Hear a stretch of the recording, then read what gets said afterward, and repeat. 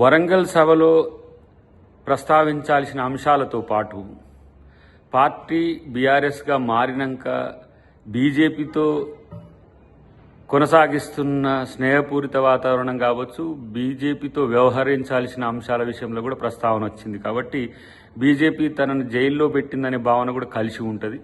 తర్వాత భావన బామ్మార్జిన అనే దగ్గర బామ్మార్జి కొరకు తగ్గినట్టు కనిపించిన తన కోసం ఎవరూ లేరు అనే ఆలోచనతోని తన తండ్రితోనే తనకున్న అంతర్గత అంశాలు చెప్పుకోలేక రాసే దిశగా ఈరోజు అంతరం పెరిగిందా అనే ఆలోచన మాత్రం ఒకంత ఆలోచింపజేసేది.